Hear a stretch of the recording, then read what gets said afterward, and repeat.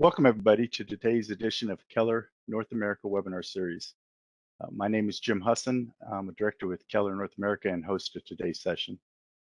This webinar is one of a series planned for 2022, and the attendees today will receive information on future presentations closer to the events. We trust that you'll find today's presentation entitled Advancing Sustainability in Geotechnical Engineering and Construction both informative and enjoyable. Just a few items before we get started.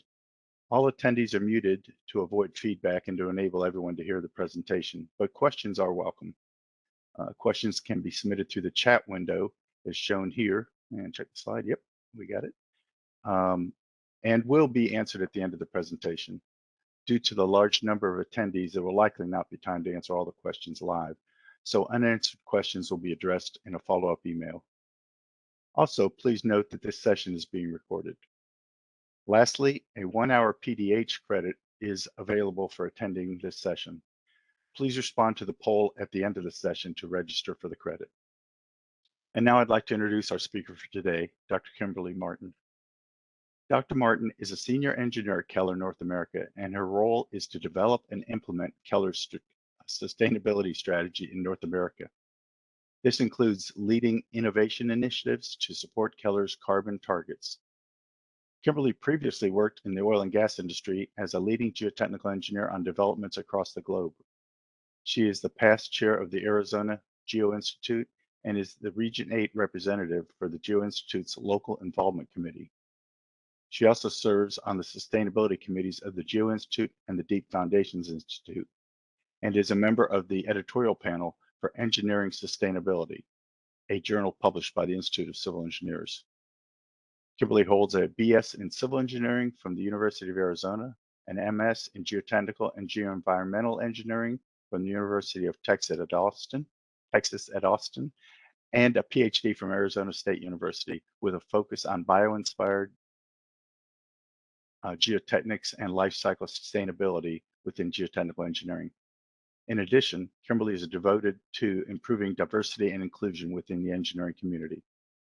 I will now turn over the session to Dr. Kimberly Martin for her presentation on advancing sustainability in geotechnical engineering and construction. Take it away, Kimberly. Thank you, JD. Thank you for that introduction. And thank you so much for everyone that's joining us today. I first want to give a quick shout out to my counterpart in London, Luke Beamer. He is absolutely critical to Keller's sustainability efforts, so I want to mention him right off the bat. Next, through this talk today, I hope I can provide a practical approach to get us all more actively involved in sustainability by sharing what we're doing at Keller, but also just giving ideas for all of us to help move this forward. So I'm going to give a brief background on sustainability so we're all on the same page with regards to terminology. I will discuss sustainability rating systems and their applicability to geotechnical engineers. I want to talk about how we can push sustainable development as companies and organizations. Then I want to talk practical ways in which we can drive environmental and social sustainability, and then hopefully have some time at the end for questions. Okay, so everyone should be familiar with the sustainability concept by now. We're trying to find the sweet spot where we can balance economics, social equity, and environmental protection. You may have heard of it as the triple bottom line, the 3 pillars of sustainability, or the 3 Ps, people, planet, profits. Here at Keller, my colleagues are very happy to hear that economics are part of the equation, and I am too. If we can develop more economically and meet the environmental and social targets we're after, then it's a no-brainer. But there will be times where the economics don't play out so well, or where it will become more difficult to reach that next level on the social side. And that's when we need leadership and partnership to move forward with what truly are the best solutions for future generations. So it is nice to say we want to develop sustainably, but what is social sustainability? What is environmental sustainability? And how can a geotechnical engineer address these things? Luckily, the United Nations has broken sustainable development into 17 goals. What is great about the UN SDGs is that they are holistic, meaning they cover all areas of sustainability, and they're universal, and that around the world this provides us a framework and a way to align our work with something that over 190 countries have agreed to do. I think when you read through these goals, you can see that there is a lot here that comes into play for a geotechnical engineer, and you can start to get some clarity on what sustainable geotechnical engineering will look like.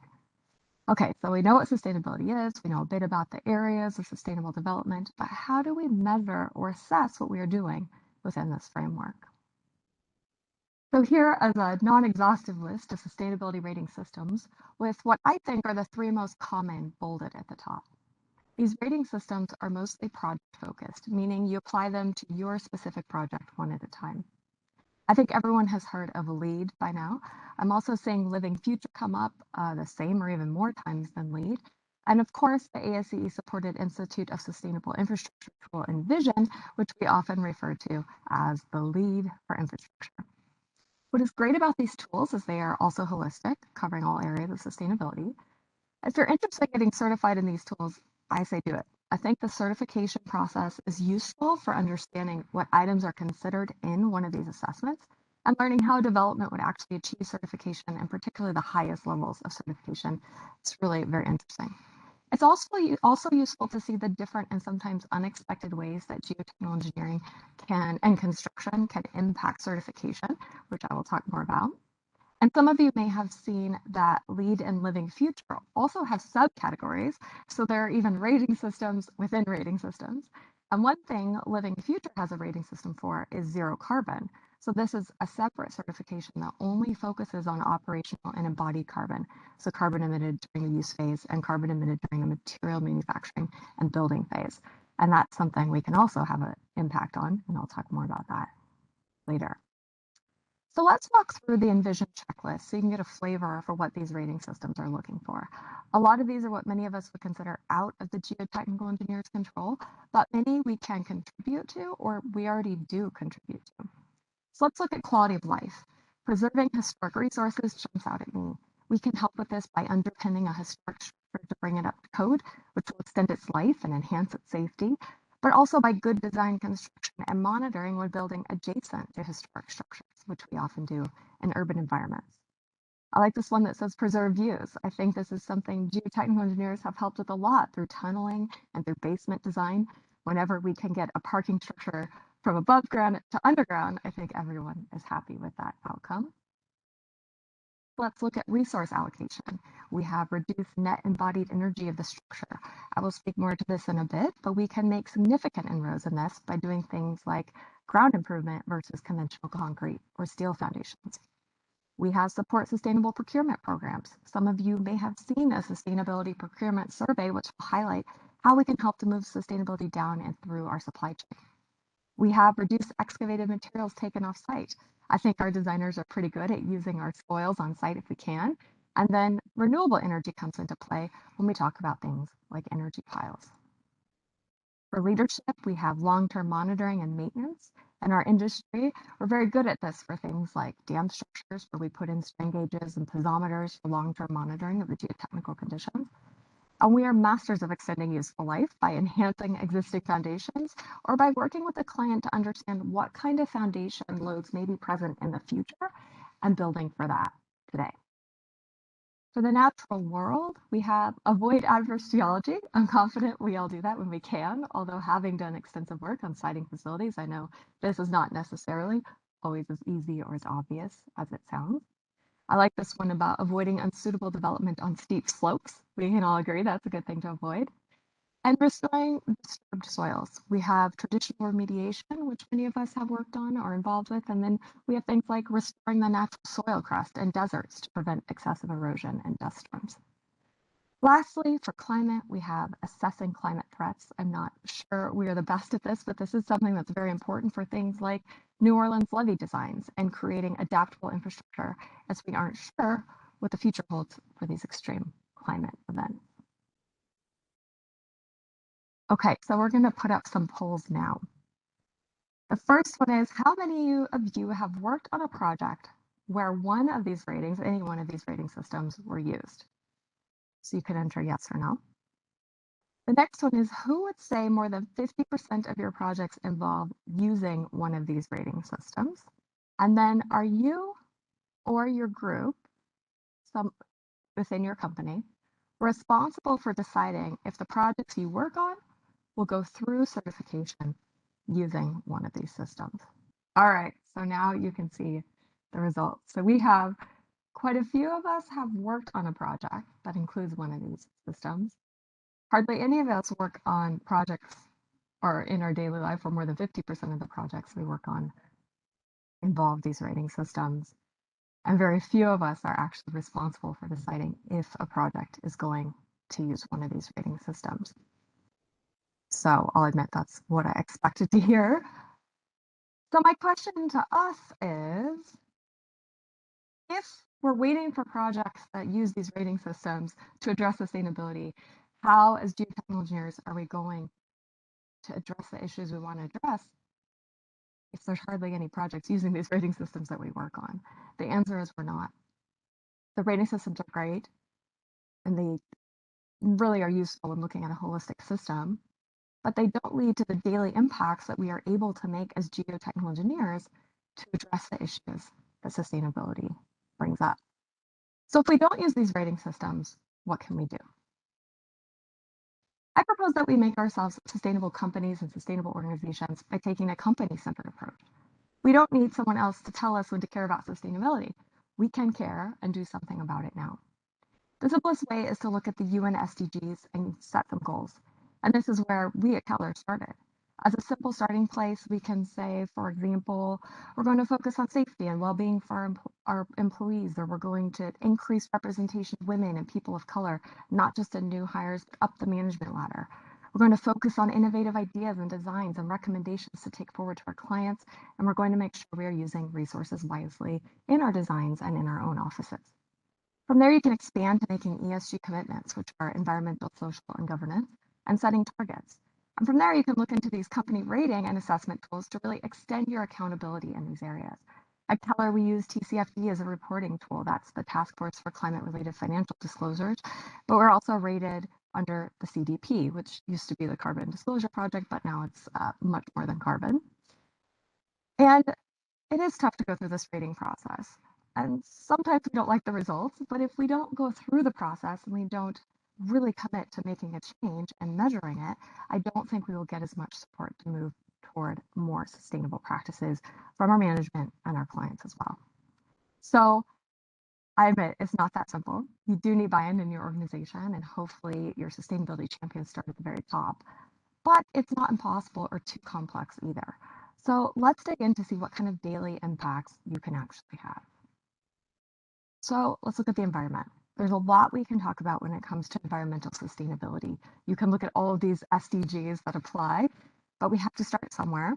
And I am happy with whichever area your company chooses, but I do have one area that might be the easiest for many of us to use as a jumping off point, and that is with carbon.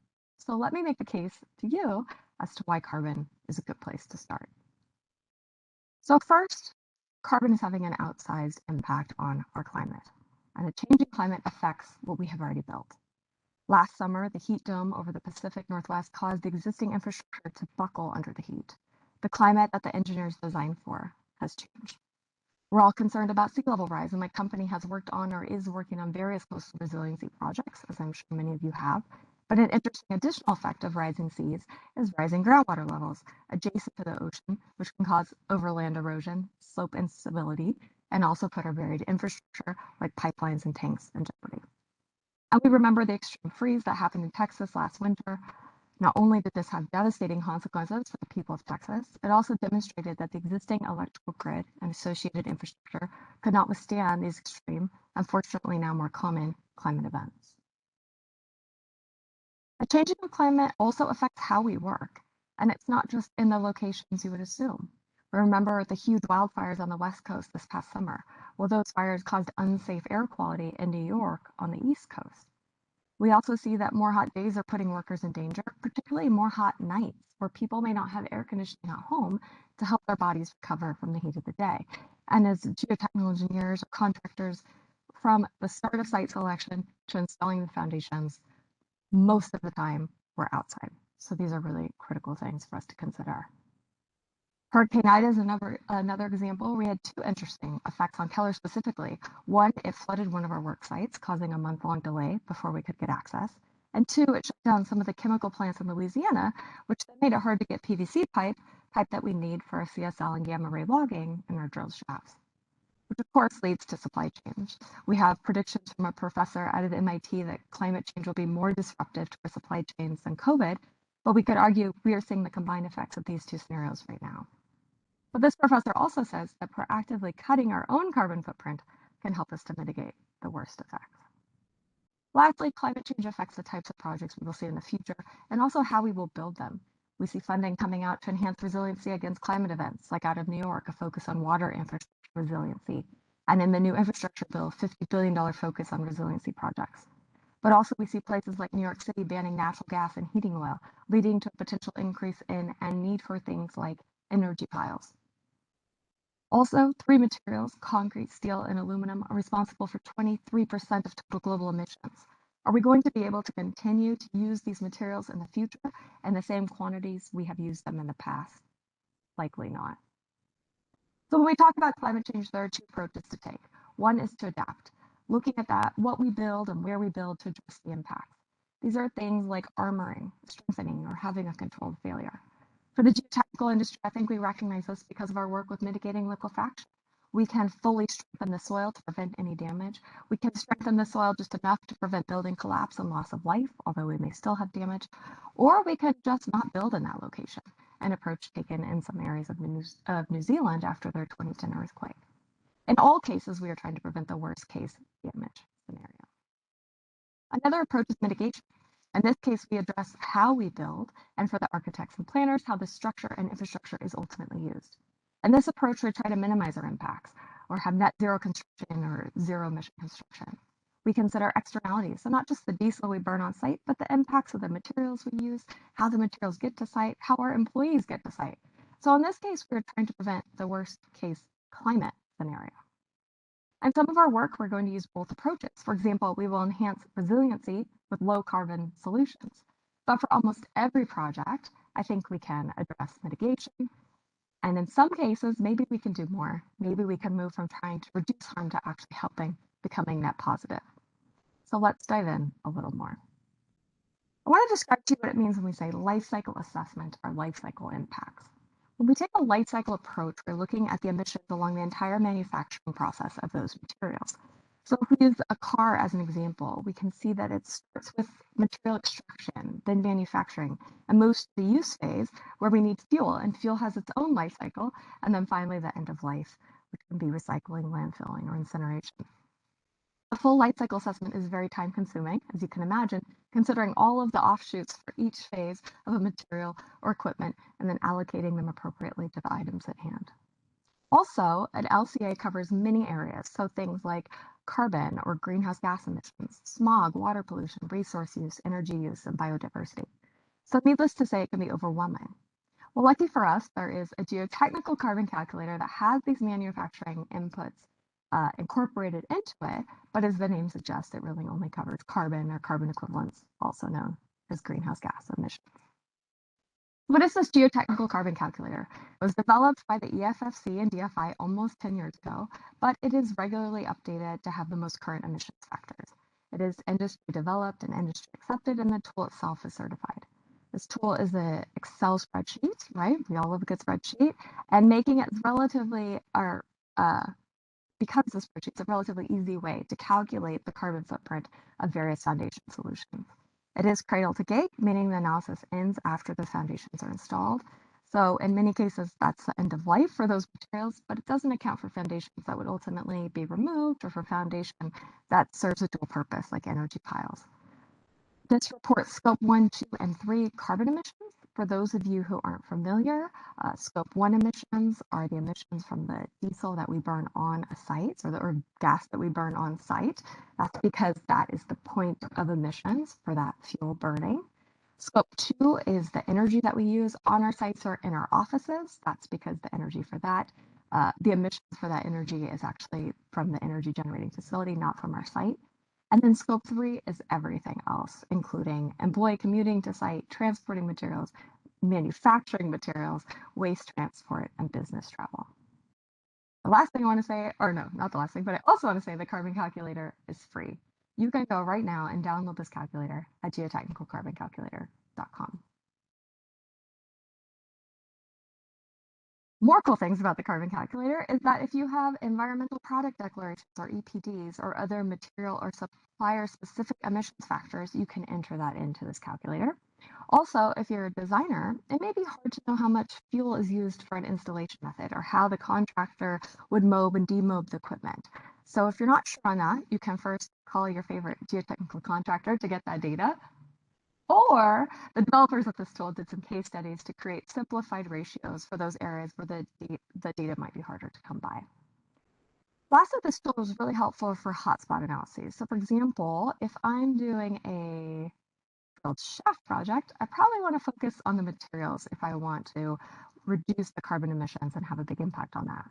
But if I'm doing something like stone columns, reducing fuel emissions would be equally as important as material emissions. So this is another great way this tool can be used. I also want to mention the carbon hierarchy. So the carbon calculator is a great tool, but it's best practice to pair the results with the carbon hierarchy. This hierarchy can be used to guide us in a systematic way to make the most impactful carbon reduction changes in what we do. And it also gives us a framework so we don't just jump to compensate or buying carbon offsets without doing the work to reduce the carbon of what we design and build. So we can start with the largest impact, which is to eliminate the use of steel or concrete, or eliminate foundations in general. But this could just be moving to a ground improvement method rather than piling or drilled shafts. Then we can reduce emissions by clever design, where we reduce the number of piles or the pile diameter. Then we can substitute with low carbon cement or recycled materials.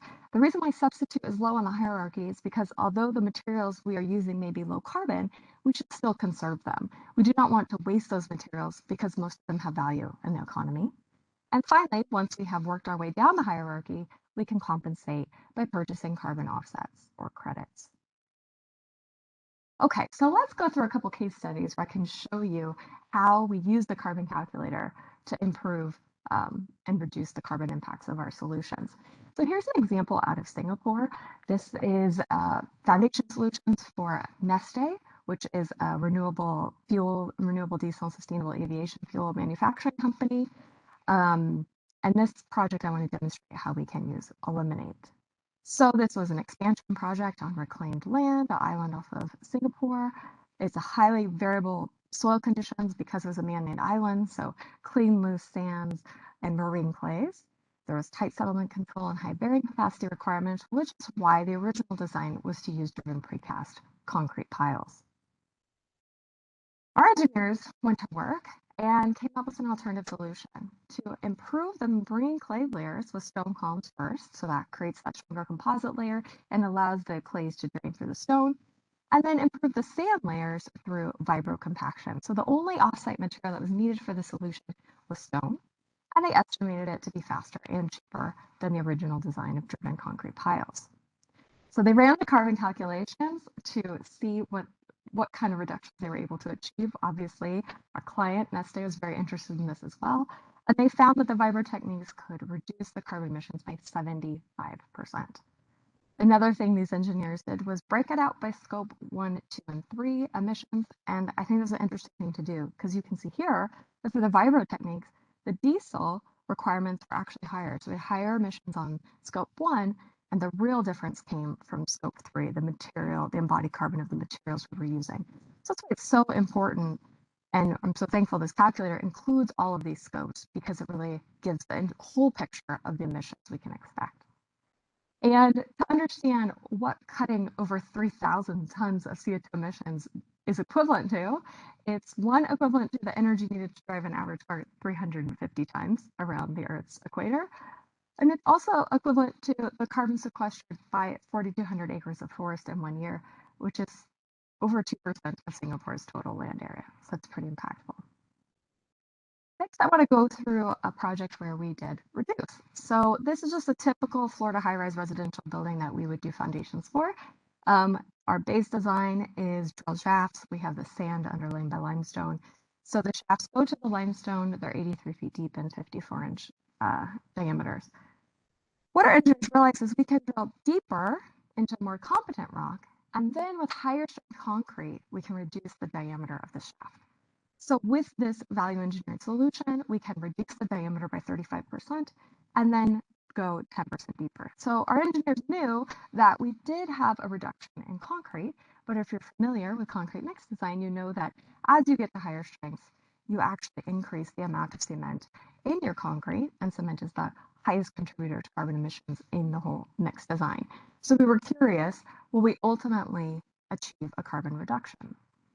So we did the calculations, and sure enough, we did. We had a 10% carbon reduction plus schedule savings and cost savings. So that's a win-win. But I had to go back to engineers and say, you know what, next time we do this, can we do more? Can we use limestone cement, that cement where they replace some of the clinker with limestone and can reduce the emissions of the embodied carbon of the cement by over 13%. And if we did that, we could cut another 100 tons. So what if you found slag and used a slag cement blend, just 25% slag? Then we could cut another 300 tons. And so what if you pushed the limits and got a 75% slag cement blend? And in that case, we could cut over 1,000 tons of carbon. So I like this project because it's simple. It wasn't that difficult for engineers to go deeper, but we could push further to make even more reductions, right? Go from reduce to substitute. Cutting over 1,000 tons of carbon is the same as carbon sequestered by 18,000 tree seedlings grown for 10 years. So it's not insignificant. And at Keller, we do 7,000 projects a year.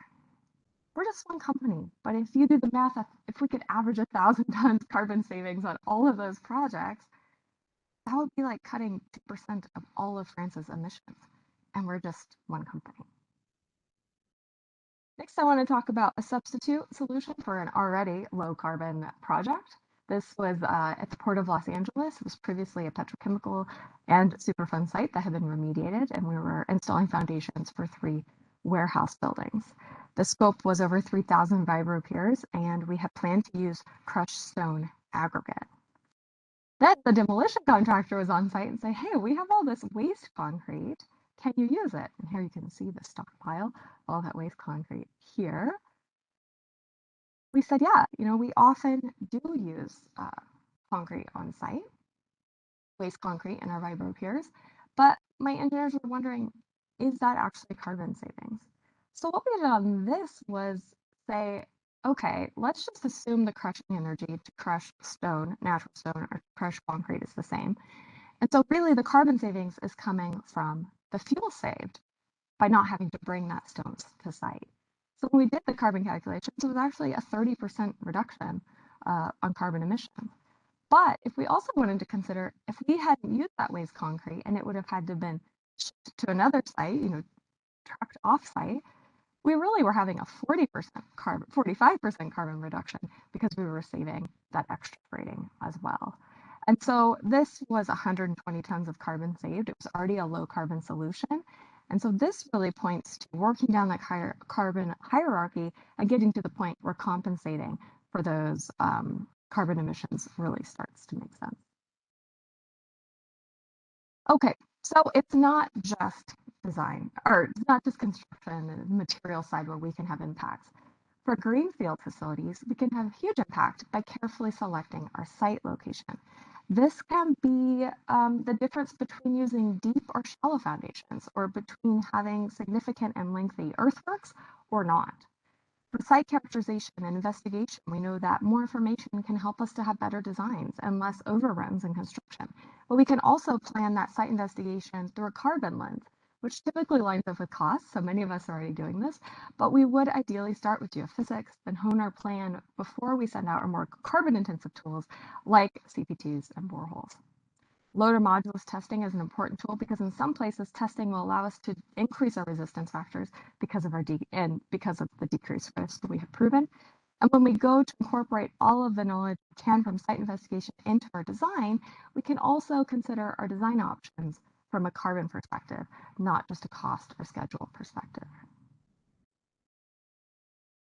So I want to talk a little bit about the future of carbon. What does it hold for geotechnical engineers? And I think we can have a big impact in 2 areas, energy and carbon sequestration. So I'm just going to take a few minutes to talk about that. So you might know that 30% of residential and commercial facilities, 30% of their energy goes to heating and cooling. Of Of course, we can minimize emissions from that energy by using low carbon energy. But as I mentioned in the carbon hierarchy, just because we have a more efficient or have substituted the energy source doesn't mean we should use it all up, right? We want to use all of our resources wisely. So can we use the ground as a thermal battery to help with this energy load? And many of you might be familiar with ground source heat pumps. We can use geothermal energy where we fill the ground with heat in the summer and pull heat out of the ground in the winter and pull the cold out in the summer. It's really a clever design, and it's something that can be done, but often it's done as a totally separate scope of work. So you put in these very deep geotechnical boreholes, you know, they can go hundreds of feet into the ground, and you put the ground source or the geothermal loops into these systems, and they're usually adjacent to your facility, so it takes more space, and they're extra scope. So what we can propose is energy piles. If we're already putting piles under the facility, why not add geothermal loops into those piles and harness some of that energy that can be stored in the ground? It's our geothermal battery. Well, we can do this.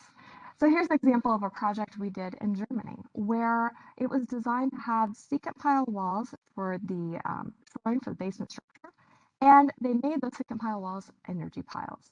So this is something that, from a construction standpoint, is not that hard to do, but there are some careful considerations. So for example, there were anchors on this project, so we wanted to make sure the anchors didn't splice through the geothermal loops.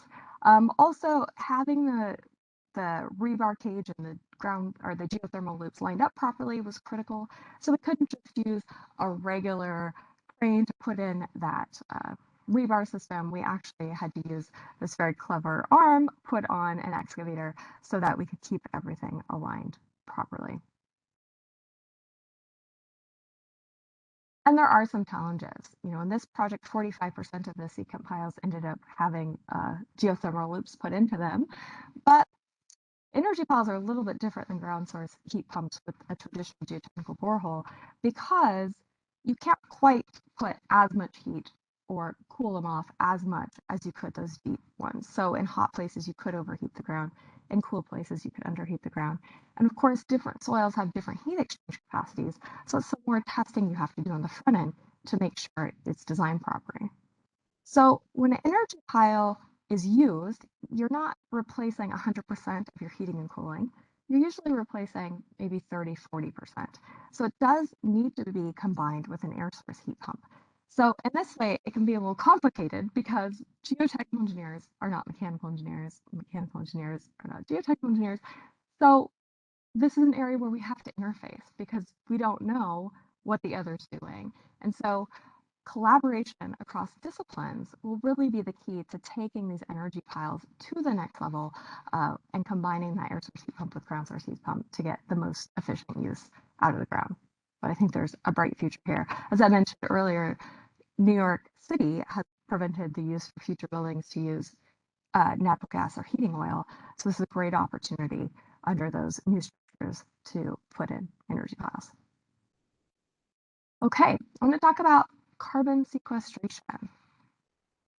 In geotechnical engineering, we often use limestone, which is made of calcium carbonate, itself a carbon sequestering mineral. So it is exciting to think about how we can use that mineral to help with making a larger impact. There's a company out of the Bay Area called Blue Planet that we're working with. They've recently started a pilot facility where they grow limestone aggregate. They do this by capturing carbon from an adjacent industrial plant, like a cement manufacturing plant, for example, and then combine that CO2 with calcium extracted from waste concrete to grow carbon sequestering limestone. This is a really exciting product for geotechnical engineers. We did a back of the envelope calculation for a building on a community college campus where we were installing vibro piers. And we estimated that if we had used this limestone product in our vibro piers, we could have offset the embodied carbon for the entire building. Another way we can use limestone or calcium carbonate is as a binder applied to permeation grouting. You may have heard of enzyme-induced carbonate precipitation or microbially induced carbonate precipitation, where we grow calcium carbonate in situ to bind together soil particles like you can see here. Right now, this is not considered a carbon sequestering process because of how the carbonate is manufactured. But in the future, as manufacturing processes are updated, this too could be a way to sequester carbon in the ground. And the reason I love these ideas is because a lot of what we talk about with carbon sequestration is putting CO2 deep into the ground where it has no value. In geotechnical applications, we can get a double benefit by taking care of the CO2 with products that are functional and necessary for sustainable development. Okay, so I'm going to conclude on carbon before I move on to the social side. So I do believe we can reduce carbon on every project. Paying attention to carbon and simply running the carbon calculations can help us understand how to do this. Many of our carbon reduction efforts save budget and are schedule. Not all, but let's find those easy wins to get going on these efforts. And there are some challenges. For example, collecting enough data, we often get pushback on extensive site investigations, and that can really help us to support a more creative design, a more clever design, and support innovation and innovative tools. Changing designs late in the game is hard. For those of you that do value engineering, you know that if the project's too far along, we don't get to implement our great ideas. And like I mentioned with energy piles, if we get in too late, the mechanical system for the building is already designed, and it can be hard to flip that to an energy pile system. So we do need to get in early as geotechnical engineers. Sourcing materials can be hard. It's easy to say, use an alternative binder, go get some slag, or go get natural pozzolan, for example. But they are only regionally available, and they can be hard to get. And everyone wants to get a lower carbon concrete, as an example, or recycled materials. So that can be difficult, and we have to plan ahead. Also, communicating the carbon saving message is really important as geotechnical engineers in this industry, because in a lot of cases, people don't realize what the geotechnical industry has to offer. Our foundations can add a lot of embodied carbon to a solution or not. So if we work with the architects and our clients and let them know geotechnical engineers can help reduce the carbon on this whole project, I think it can make a really big impact. And last, I think the geotechnical community needs to work together on this effort, right? It's not just the contractor at the end, and it's not just the siting at the beginning, you know, all the way through from site investigation to the design, to the construction. Those are all places that we can reduce the carbon footprint. And then, like I mentioned before, bringing in the other disciplines, letting mechanical engineers know what we do, letting architects and the structurals, you know, when we can improve a foundation or improve the ground, that can change the amount of concrete and steel that is put in by the structural engineers and help reduce that. So we can really have knock-on effects into other disciplines that they may not realize the impacts that we can have. We can help them achieve their carbon goals as well. Oh, and lastly, really last on this one, the geotechnicals industry role is going to grow. So like I mentioned with energy and carbon sequestration, I think we can do a lot now, but we can do even more in the future, and we can push it that way. So I think that our role and the responsibility we have as geotechnical engineers in this industry is really just going to expand in the future and help us make even more of an impact. Okay, the social side.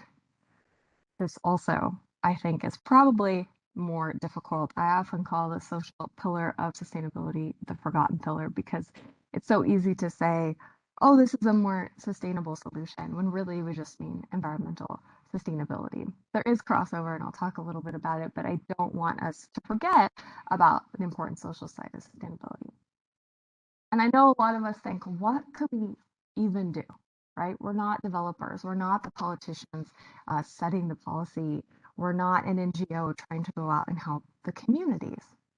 But I think if you look at what social equity really means, wanting everyone to thrive now and in the future, and see some ideas under health, success in life, and fair systems, you can see that as engineers and the companies we work for, and as an industry, we can impact a lot of these different areas and really make an impact on the social side.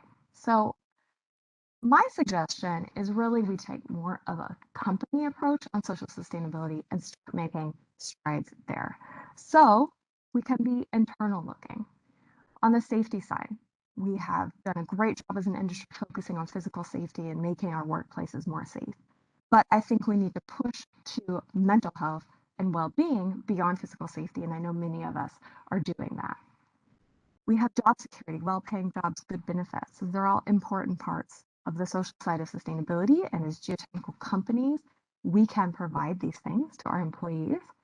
And I want to say under good benefits, we really need to think about the policies we have. You know, who are the policies benefiting? Who are they not benefiting? At Keller North America, we recently went through and revamped our parental leave policy. It was pretty old school before. It's probably not the best in the industry now, but it really was a great improvement. And we see men and women at our company taking advantage of that policy. It just works better for everyone. So there's simple things on the benefit side. Well, it's not simple. It's hard maybe to convince people that we need to change, but those are things that our companies have control over. For diversity, equity, and inclusion, we want to provide opportunities for all types of people in our industry. I think we often say we have a pipeline problem when it comes to recruiting women or people of color, but I would say more likely we're looking down the wrong pipelines. So just switch your lane or look down more pipelines, right? We've changed the way we recruit at Keller.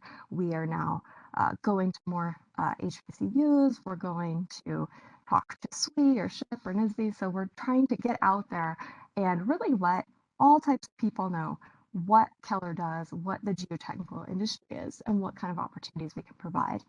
And then, of course, once we hire those people in, we want to promote all types of people, right?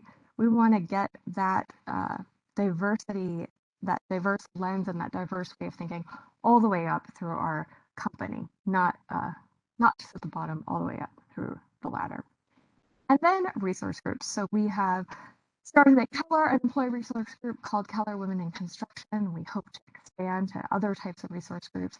I think in this industry that doesn't have a lot of diversity, those resource groups can be really valuable to making people feel included and part of the community of the geotechnical industry.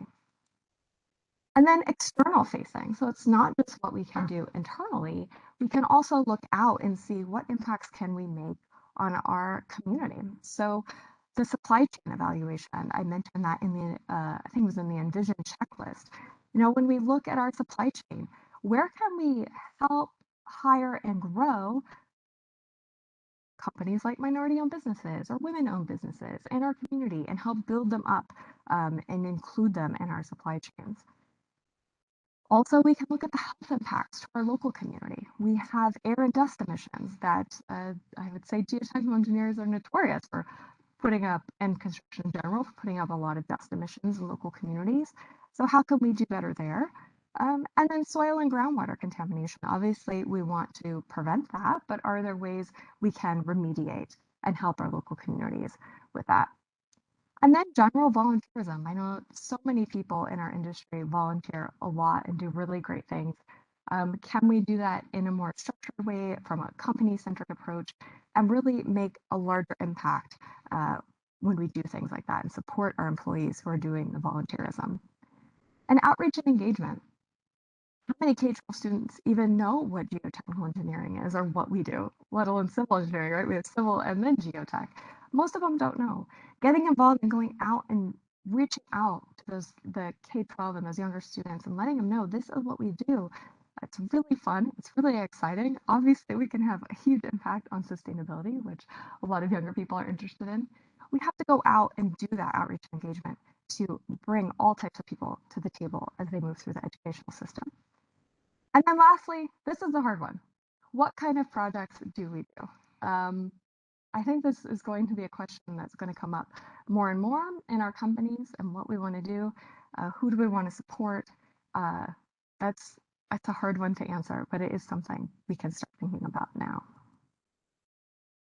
Okay, so my conclusions on the social side, or I hope you can say we can make an impact now.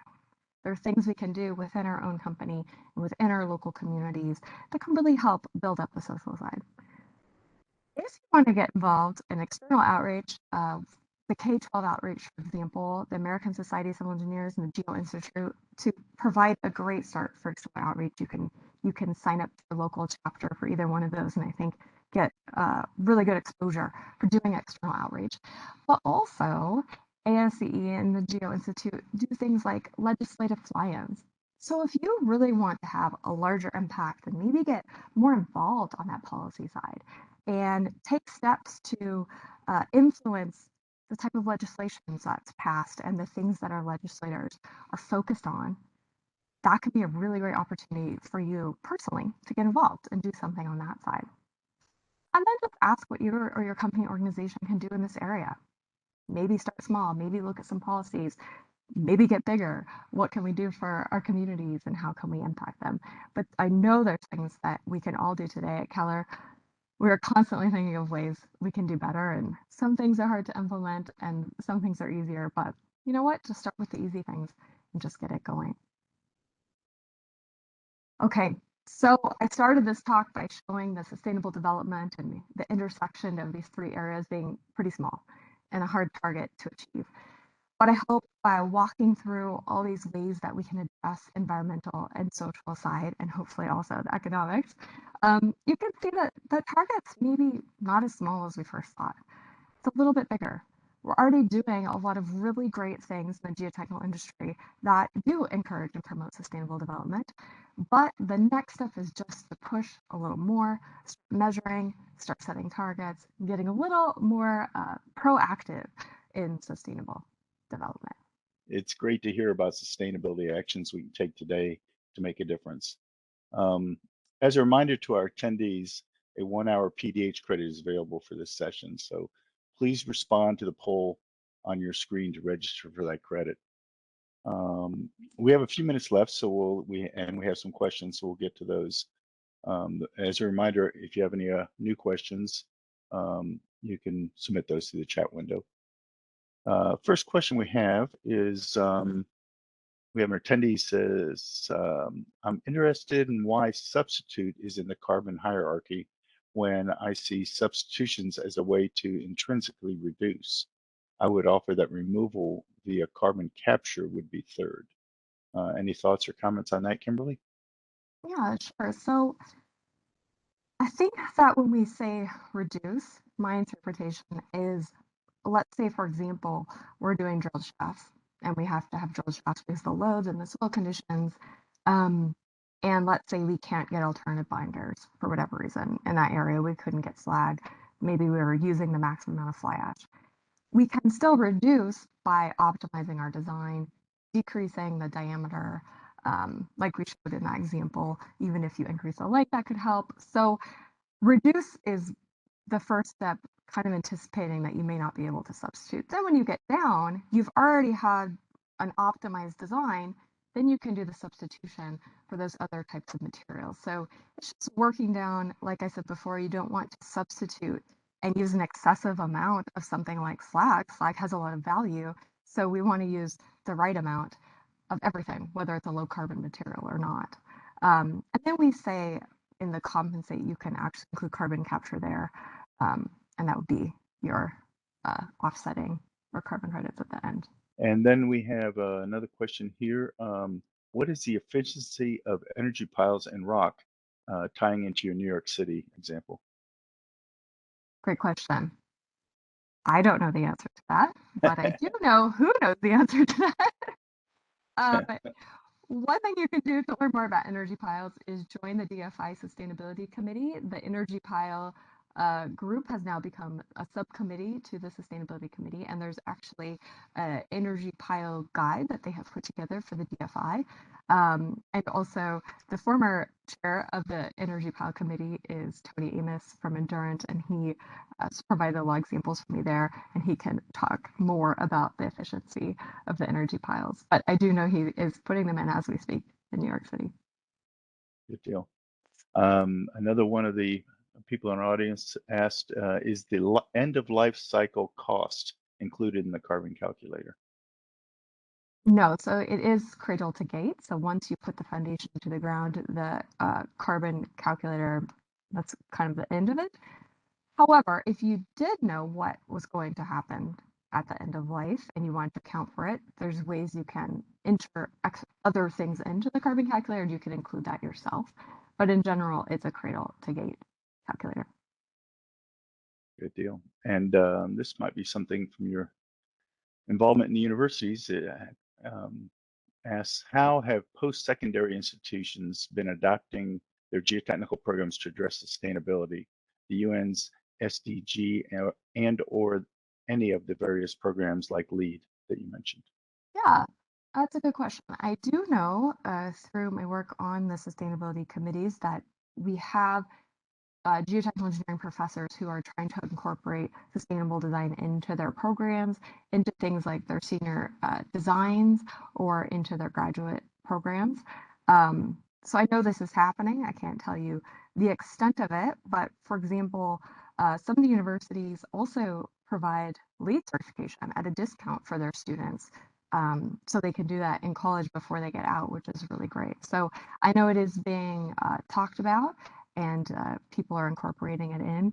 I think it's kind of dependent on which university and which professors. Good deal. Another person asked, can you share a little more detail on the energy pile examples, such as how special equipment is needed for construction? Can this concept be used on shoring piles, or is it to be on foundation piles only, or does that matter? Yeah, so energy piles definitely can be the foundation piles. I would imagine that's probably the more common solution. There is an example that was done under the new Google facility in California, but we do, I would say, in general, use them more in Europe. For the construction, there really isn't much specialty equipment. It's more just being careful because you have those geothermal loops tied into your rebar cage typically. And so you need to be careful. You don't want to damage those geothermal loops. So like I showed in that example, we used that special attachment to the excavator to carefully push that rebar cage into the ground to keep the geothermal loops aligned as the way they're connected is obviously important so that everything can flow properly. But also to prevent any kind of splicing or damage. And when they do the design, they do account for some of the geothermal loops ultimately being damaged and not working. There's a percentage taken into an account. But in general, it's not really the special equipment on the construction side that's needed. It's just careful planning and making sure you have taken the necessary precautions around the geothermal loops. Good deal. Another question, what are some useful tools or other methods for changing the culture at a company to embrace the methods you spoke about? Yeah, so I think a lot of it is education. So having, I think it's useful, upper management, the decision makers in your company understand what sustainability is, then learning that, if we focus on, for example, a more efficient design, maybe we can save our client money or reduce risk or things like that. So if we can take sustainability and spread it to other areas that our managers often know well and we know well as geotechnical engineers, it can become more integrated into what we're doing, right? Instead of saying we have sustainability over here, it's let's integrate sustainability into what we're doing. On the social side, I think it's hard to do. It's, I think in that case, employee driven. When you look at the data from the employees that you're hiring and retaining, that's helpful. If you're measuring and paying attention to it, I think then people's eyes can be open on some of the changes that need to be made on the social side. And I think it's also just that as a culture, we're growing, right? So physical safety, like I mentioned on the social side for employees, physical safety, you know, that wasn't a thing, what, till the 80s maybe, when people started paying attention to safety. And I think even in the geotechnical industry, it took a long time to become first and foremost, and decades even. So now safety is paramount. We can't imagine going to a site and not talking about safety. And I think that when we push things like health and well-being, and then we grow that into mental health, and we can start expanding things we've already built on, like that safety program, and grow it to include more things and to be more expansive of sustainability concepts. Excellent. Another question, what are the main geotechnical techniques used related to water rising, mitigating it linked to energy change? Okay, for adaptation, I think a lot of what we're doing, for example, right now in Manhattan is deck routing walls to basically, for adaptation and reinforcement of existing facilities. We'll do flood walls, raising flood walls, doing barrier walls to protect existing infrastructure like pipelines. That's a project we did on Long Island. So I'd say it's many techniques in geotechnical engineering that can help limit the impacts of sea level rise. All right. And I assume probably if there's fill placed, there might be some ground improvement used to related to that. Another question, when does Keller typically get involved in these sustainability projects? During the project design phase or during construction through value engineering? So I would kind of flip that a little bit. We make our projects, or we decide we want to focus on sustainability for our projects. I mean, we do occasionally have the LEED or Living Future, maybe an Envision project come across our desk, but we have to decide that we want to measure the carbon for our foundation solution, and we want to provide that data to our clients. And we're just really getting started with that now. But we are finding when we do the carbon calculation and we provide it to our client, like they didn't know that we could do that. And they didn't know how much embodied carbon was going to be in that foundation that they're going to put their building on. So for us, I think it's more, we decided we're going to do this and we're incorporating it. And it's coming less from the client side or the rating system side. All right, thank you, Kimberly. We're out of time now. So any unanswered questions, we'll address those in a follow-up email. We'll get that out to you. And you can contact Kimberly at her email address or through LinkedIn if you have like to follow up with any additional discussion with Kimberly. Thank you for attending, and we hope you enjoyed and benefited from today's webinar. Thank you, everybody, and stay safe.